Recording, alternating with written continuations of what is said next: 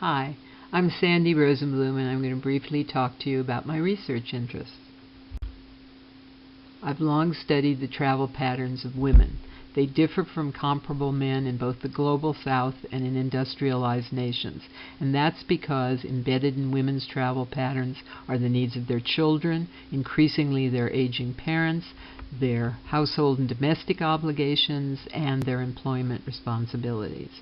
Women are also far more affected by personal security and safety concerns, yet we don't see that planners have recognized these differences or attempted to respond to them in transportation planning efforts.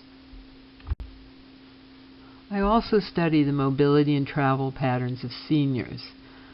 Very soon, over 1 in 4 Americans will be over 65 years of age, and the vast majority will live in suburban or rural areas, that is, low-density places where there are few alternatives to driving and limited or poor pedestrian infrastructure.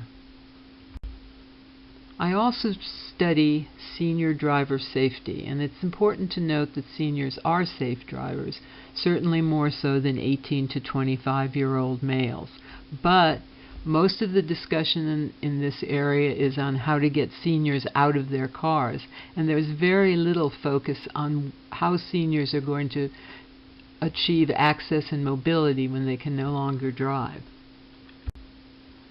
This has all brought me to thinking about how planners can envision and create intergenerational communities, which have multiple facets.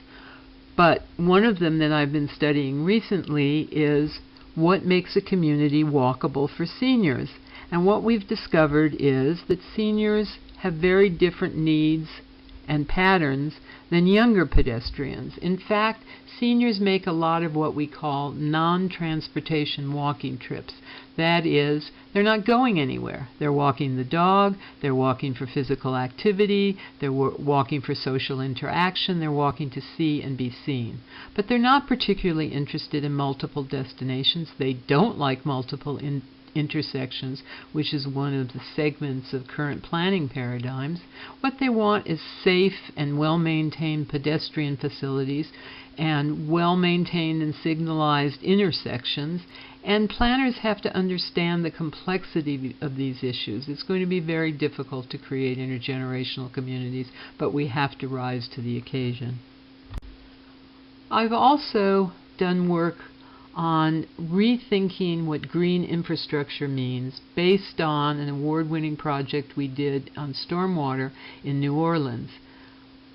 The green infrastructure paradigm goes beyond the sort of landscape architecture programs that you see in these pictures, important as they are.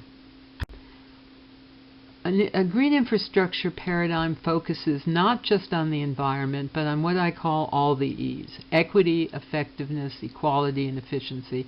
And we can apply this paradigm to almost every infrastructure with which planners deal. I've necessarily had to go very fast. Please feel free to email me if you have any questions about my research, the program, or Austin. Thank you.